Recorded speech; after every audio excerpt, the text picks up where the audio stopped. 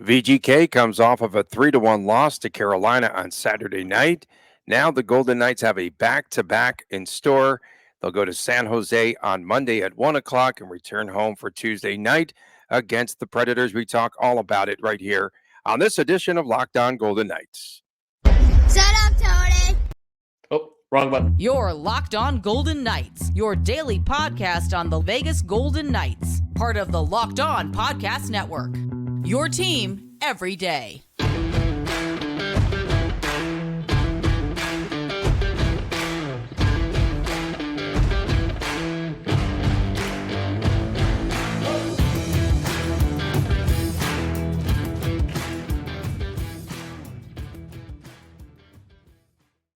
Got the buttons mixed up. Yeah. Tony Cardasco and Chris Golick. He and his family tried to cancel me the other night from Las Vegas. Thanks for making us your first choice, your first listen every day. We appreciate you doing so. Find us wherever you get your podcast, and please subscribe to our Locked On Golden Knights YouTube channel. We are brought to you today by Sleeper. Use the promo code LOCKEDONNHL. Download the app. You'll get up to $100 match on your first deposit. Yeah, what was that all about? I tried to put in my picks and my predictions, my locks of the night, and the Golicks just took over our Twitter handle. I just fired it in there. I wasn't even thinking, and it was kind of getting late. I'm like, funny. oh, whatever. And then I saw that, and I'm like, ooh, Allie, I want you to do something. And of course, she jumped right on board. I mean, she was a natural telling me to shut up. So Shut up, Tony. That was great. The team that needs to shut up are the Golden Knights, man.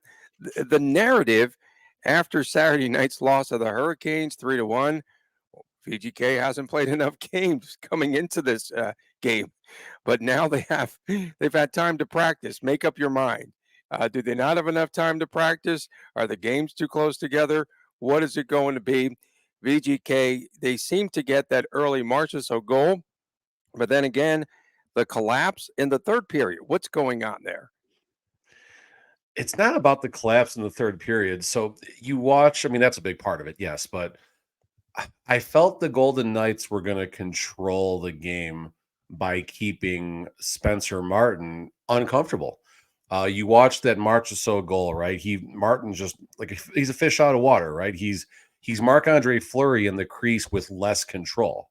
Marc-Andre Fleury, there's an art to his out of control that he has, if that makes sense, where Spencer Martin was just drifting around so much, and I really thought the Golden Knights could win that game by just getting right to the net, getting in the blue paint, shooting anything and everything.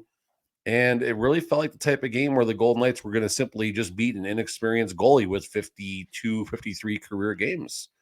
And he was good. Like, he wasn't great later in the game, but he only gave up one goal. So full credit to Martin for doing what was necessary to win the game. But the Golden Knights had their chances in the first. They had their chances in the second to pull away.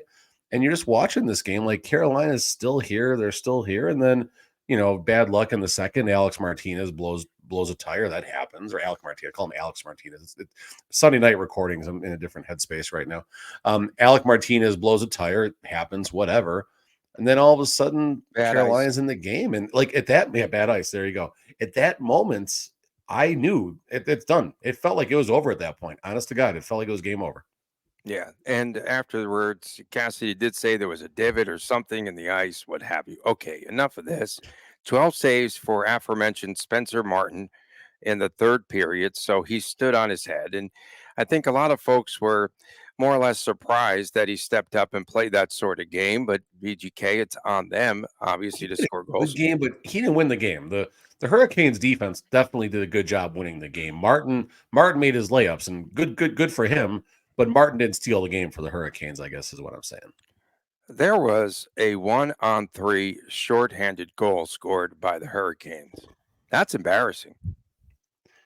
It's bad all around. I mean, Cassidy, he held nothing back on all the players on the ice that gave up that goal. Miramonov just, I don't know what he's doing on the boards there. Puck gets behind him. Okay, fine, that happens. And Svechnikov was it Svechnikov or was it Svechnikov? Yeah, I think Svechnikov, so. Okay. Oh, no, was it? Yeah. I think Svechnikov got the first goal. I got it. He got the first goal. I think it was Nietzsche's. Okay. In any event, Somebody scored a goal on a 1-on-3. Yeah, someone scored a goal here. The Quality 9th podcast we got shorthanded going goal on of the here. season for the Canes, by the way. Yeah, 9 shorthanded, 4th given up by the Golden Knights, I heard as well. It was actually a Seth Svechnikov got the first goal where Martinez blew a tire. Jarvis got the second goal. Oh, where who we highlighted him on the Friday show. Jarvis he's good. He's Career another best. young player He already set a coming up career through the record. Remember? Yeah, we I talked mean about that.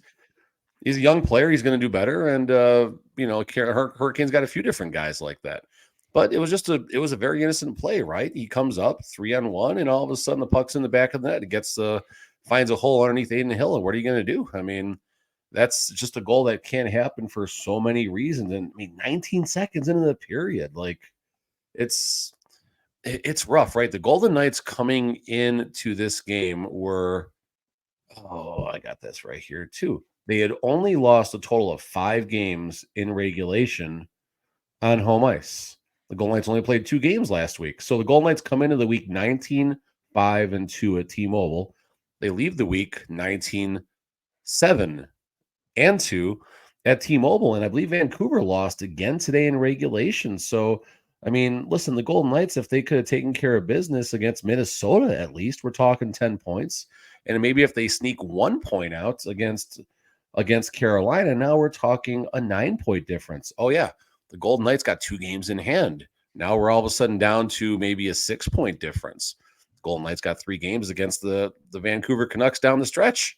All of a sudden the division's tied. I mean, I know we're playing on credit, I guess, so to speak, on coming to all those conclusions and everything. But point being is win the games you need to win. Minnesota needed to win.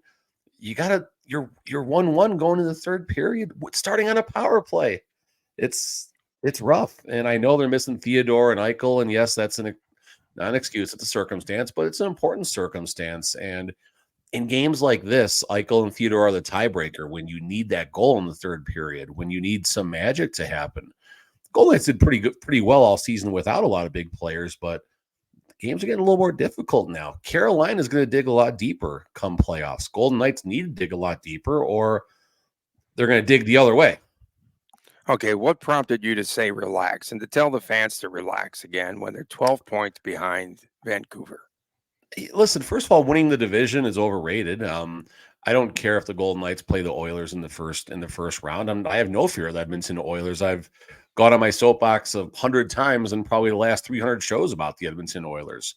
It would be nicer if the Golden Knights won the division and got that wild card 2 spot, obviously, to go against. But the reality is most likely a second or third place finish in the Pacific is where it's going to be. But the Golden Knights are doing okay without, I mean, listen, there's a lot of business owners that watch this podcast. There's a lot of employees. There's a lot of frontline employees. There's a lot of managers and directors and everyone in the workforce, or, and people, business owners. I don't know if I said that already.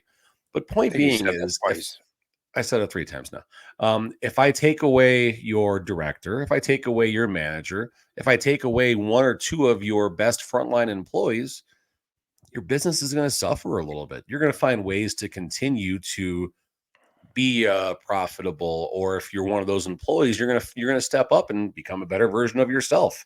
Enter Nick Watt, what we're watching him do right now. At some point, hopefully your employees will, come back to health. In this case, we're talking about the Golden Knights, and things are moving the right direction, but there's still more that needs to happen. Obviously, Jack Eichel, and looks like Shea Theodore. I think Shea Theodore might come back tomorrow against San Jose. I got a hunch that tomorrow is the day that's been circled on the calendar. If not tomorrow, I would bet dollars to donuts that Tuesday against Nashville. But I think they're really going to make sure I think they want Theodore back right now to assure 2 points against the lowly San Jose Sharks, who aren't even playing that bad. We'll hit that in the next segment, obviously. But it's a weird time, but it's okay. It's not a whole lot to worry about. Now, if Mark Stone goes down injured, who didn't look too comfortable yesterday, now we got problems. Okay.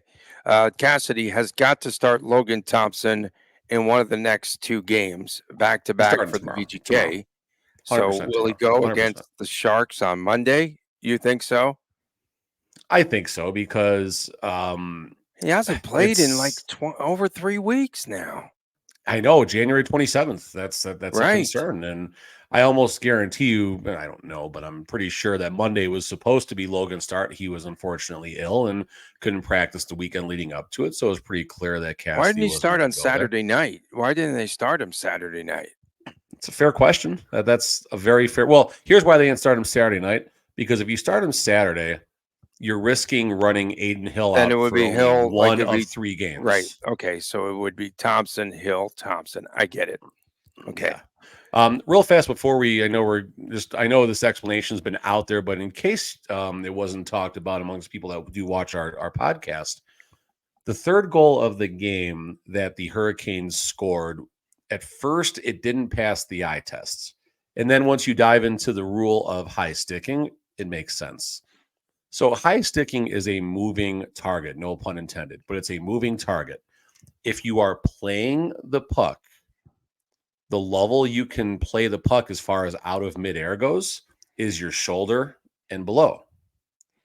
If you are scoring a goal, deflecting the puck directly to the nets, now the high stick level is the goalpost.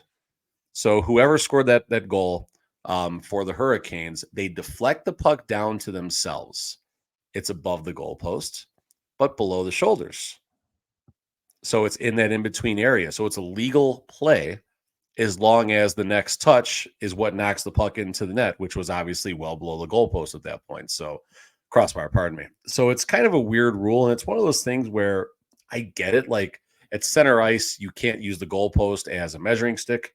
But in the same breath, Nicholas Haig's ability to play the puck, his real estate to work with, if you will, is a lot greater than Jonathan Marchessault, so based on height. So, it's one of those rules that it's just kind of quirky, but it is what it is once it's explained and broken down. Just that the eye test didn't look good, and Aiden Hill was pissed. Aiden Hill, I don't think he understood the rule completely at that moment because you saw him shaking his head, looking right at the bench when they didn't challenge it. Yeah, and Cassidy said afterwards that he would have lost the challenge, so that's why they backed off. Coming up next, good job making sure they know the rules better than the San Francisco 49ers know the overtime rules. Oh, coming up next, VGK visits the Sharks on Monday. Will there be any resistance by the home team? That conversation next, right here on Locked On Golden Knights. Our sponsor today is Camino Consulting. How would you like to get to know someone better in an hour than you would in an entire year? Understanding one another helps to better prevent small misunderstandings from becoming big ongoing fights. After providing more than 20 years of service to small and mid-sized businesses, helping management groups navigate conflict and onboarding new employees, Camino is now offering a digital seminar for families and for couples. Did your Valentine's gift go awry? The gift of tickets to the game not go as well as you had hoped? Get the couples and family online seminar for 25% off for the month of February. All you have to do is use the discount code Locked On. Again, the discount code Locked On for 25% off for the rest of the month at CaminoConsulting.ca. Again, CaminoConsulting.ca, or mention Locked On when reaching out for a business seminar and receive 5 free profiles. Welcome back, Locked On Golden Knights. This Monday edition, Tony Cardasco and Chris Golick from Las Vegas. Thanks for making us your first listen each and every day. You can find us wherever you get your podcast, except for last Friday where you couldn't find it on Apple. I guess because we're going through this I saw that comment. this new migration, we're switching audio systems. So maybe that's something there, a little bit quirky, but you could find us anywhere else. So please do. It'll be a 1:00 matinee in San Jose on Monday for VGK and the not rivalry Sharks. No rivalry there. 35 total points. They have been somewhat, Chris, competitive out of the All-Star break. They're 1-2, but they've lost the 2 games by 1 goal apiece. And they did give up that Boone Jenner goal with about, 12 seconds to go in the loss there on Saturday in against Columbus, I should say. It's a big homestand for San Jose, and they lost to Columbus there, but 1-2. This is a team that has a lot of injuries as well. In fact, they'll be playing the game without Thomas Hurdle, who has 34 points, their leading scorer, and Logan Couture. They're both out due to injury. Oh. No, that's, I mean, no Tomas Hurdle and Logan Couture. That's certainly very big for the Golden Knights. It's such a weird spot. Like, on one hand, who better for the Golden Knights to go up against to right the ship than the San Jose Sharks? Yeah, they'll get better. But the San Jose Sharks, who better to go against than the Golden Knights right now when the Golden Knights are struggling a little bit? I mean, the Sharks really got a chance to, put a damper into what's happening right now. From a lifetime perspective, this is a place where the Golden Knights absolutely love to play. I got the stats right here. Here they come. All right. So lifetime is it the SAP Center or is that like SAP Center? SAP. Either SAP. way. Yeah. SAP. I was close. So the Golden Knights are 11-0-3 lifetime in the regular season there. They haven't lost a regulation game ever. And then they're 23-2-5 lifetime against the Sharks. So, I mean, listen, the Golden Knights got to take care of business in a game like this. It's extremely important to get back on track. And the division, I mean, listen, it's a tall hill to climb, even given the fact that the Golden Knights and Canucks do have 3 games coming up against each other. But this is maybe where the start of climbing that hill begins. I don't know if Vancouver plays tomorrow or not. I think they played today and lost, if I'm not mistaken. So this is where things hopefully can start. You take Couture away, you take Hurdle away. I mean, William Eklund, he's fun. Thomas Bordeleau, he's okay. And Mario Ferraro, whoever other Sharks players are left, there's not a whole lot. But it's also that spot where it just, I don't know, weird start time, weird opponent, weird everything. I'm not putting a penny of my money on this game, I'll tell you right now. And you have other players out as well for the Sharks, like Henry Thrun. You've got Oscar Lindblom. You've got Giovanni Smith. Yeah. I mean, they should be complaining. Smith played any games besides the preseason? Good question. That's a good question. I mean, he was someone that I was going to, he was hamming it up a little bit in some of the preseason games, just watching him. It's like, great, got to deal with this guy 4 times throughout the course of the year. But Golden Knights minus 270 on the road. Over under a 6. That's the juicy part. And honestly, you're getting value by betting the over right now. But with the Golden Knights, you got one line scoring. I mean, the Nick Waugh, Marchessault, Barbashev line is 11 straight games they scored electric. Points. Yeah, 11 straight games.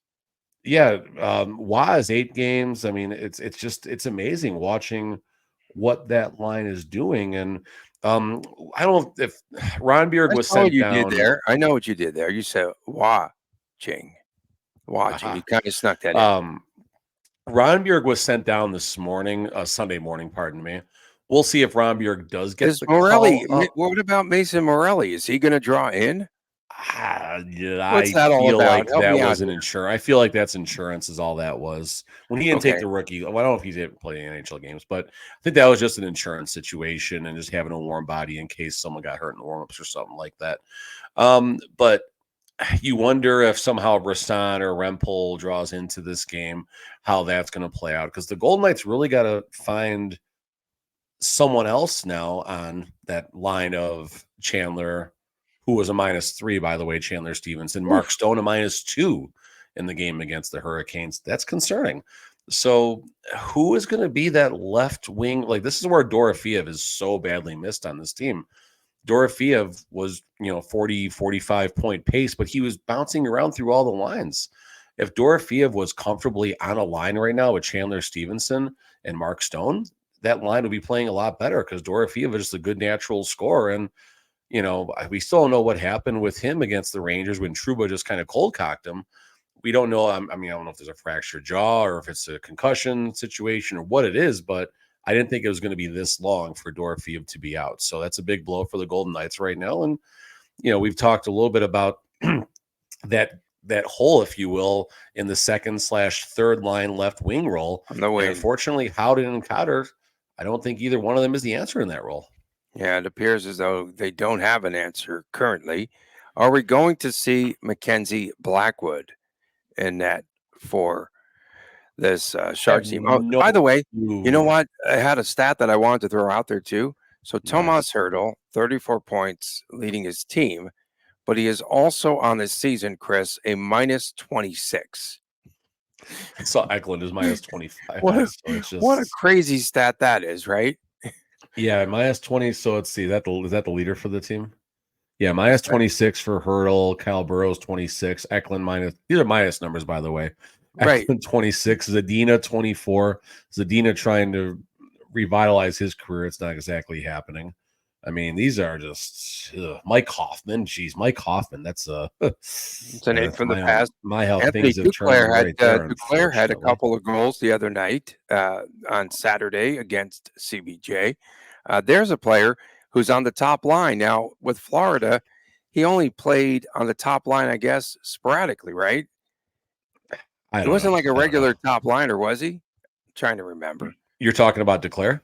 Yeah, No, no, right? That's exactly right. no, that So he's wasn't his playing on role. the top line now. Okay, what was your You got point? Blackwood. I mean, who cares, honestly? I mean, Blackwood is 9-17-3. 9-17 Kakinen and is 6-16-2.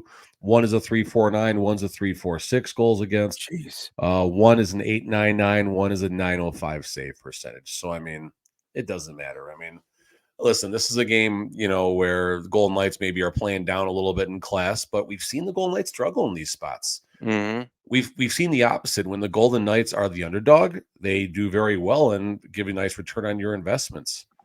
Some of these games where they're the bigger favorites, though, it might not be as good. And if there's one thing that's appetizing to me, it's maybe the game over 6, because I could see a 5-2, a 5-3 type of game. I mean, I could also go 6-0 Golden Knights and you push. Fine, whatever. That's good too, I guess. Okay. Coming up next, we do have our locks of the night and our predictions. Don't go away. Stay with us right here on Locked On Golden Knights. We want to remind you that you could win big by playing daily fantasy hockey on Sleeper, which is the official daily fantasy app of the Locked On NHL network. Sleeper is our number one choice for daily fantasy sports and especially daily fantasy hockey because with Sleeper, you can win 100 times your cash in daily fantasy hockey contest. What players would you like to take this week to win 100 times the money? Connor McDavid now entering the conversation as he is moving up there in points.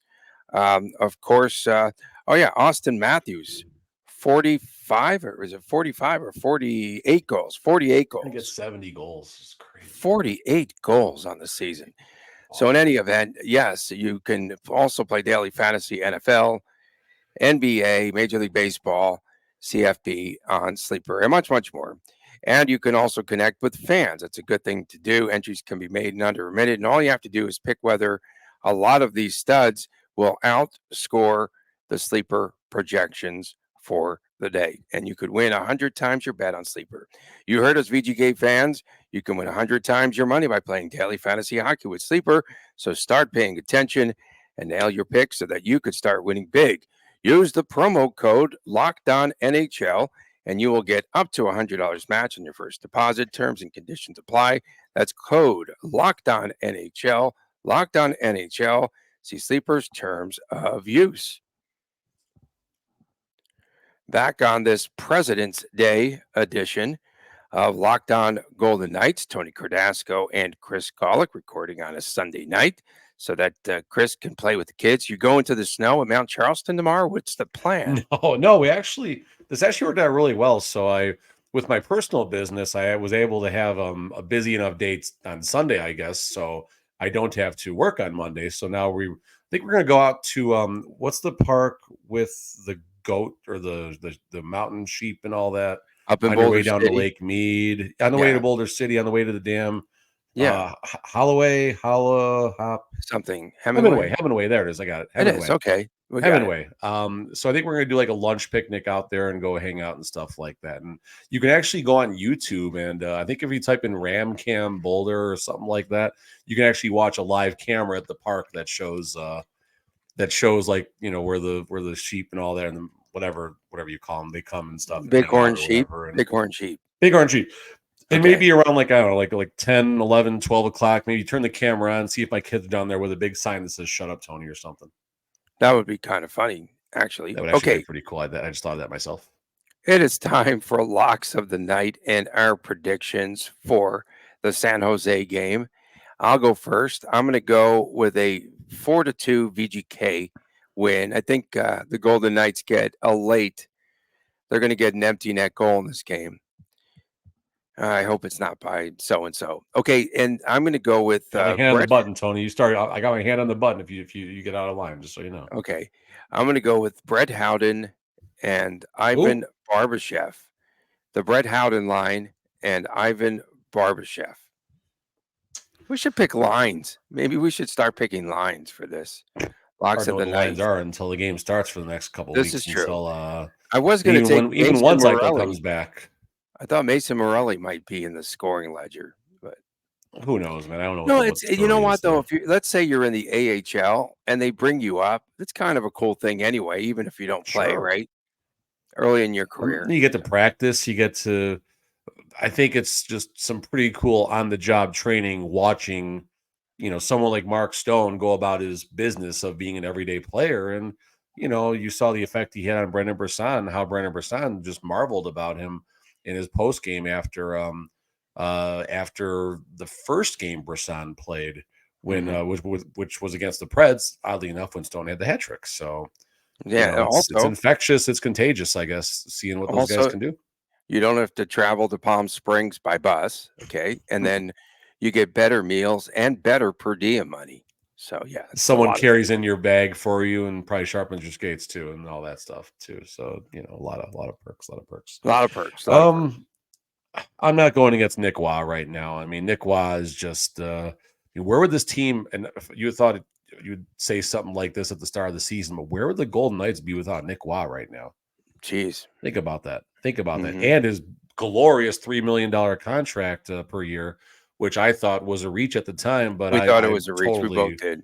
Oh yeah, I'm way off. I'll eat my words all day on that one. Nick Waugh is really blossoming to a tremendous talent, and I'm curious to see what things are going to look like for the next couple of years. Obviously, outside of the current year. So Nick Waugh, and I mean, I'm going to go to the Tony route now. William Karlsson, he's quiet, and looking at his game log, like he's gone 2 games without scoring a point. He had assists, or he had a goal and assist in the previous 2 games. Edmonton was an empty netter, so that doesn't count. So yeah, it does not really count. He's only had one goal in the last points. 15 games. A little more than that, but yeah, a little more like 3. But yeah, still.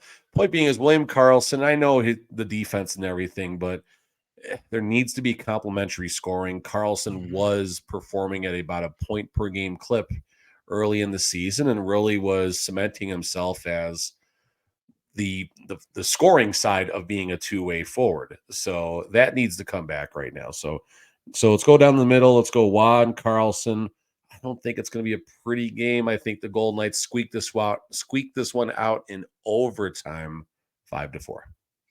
Remember, I had said in our preview of the Hurricanes matchup that I felt that special teams would be a determining factor. How could you let up a shorthanded goal, for crying out loud? I mean, I'll give you a better played stat, Tony. horrible statistically against Carolina. Go ahead. Let me give you a better one about this game. Let me make sure here, but I am pretty sure we know the Golden Knights lost the special teams battle that game by a score of 1-0. The Golden Knights did not score a power play goal. The Hurricanes scored a shorthanded goal. Now, here's the kicker here. The Golden Knights lost the special teams battle. How many power plays did the Hurricanes have, Tony? None. Correct. Wow. So the Golden Knights lost the special teams battle while not sending a single player to the box. So that's, oh my goodness, that's a crazy. That's a stat, concern. too. That's a big concern. I don't know how many times. No. Relax. Why are you telling people to relax? I'm talking out both sides of my about my behind right now. This season's getting out of hand for the VGK. It's on the cusp. Like this could really this week of February the 19th, as the Golden Knights have. Go ahead. I'll tell you one thing. Since the start of the season, I will tell you one thing. If Marchessault scores first in this game, It's going to be the only goal they'll score. Okay. Well, listen, in the San Jose game. The Hurricanes, real fast, are a phenomenal team when they score first and lead after the first period. Golden Knights scored first and led after the first period. Okay, think it's going to be fine. Well, that's the difference right now of a team who is on the cusp of competing for a Stanley Cup this season, the Hurricanes, versus a team who still have a little ways to go to show they can compete for that cup. Injury is part of that, but not all of it. In the Golden Knights, it's a big week for the Golden Knights, right? February 19th could go down as a very important week. Sharks, Preds, Leafs, Ottawa Senators.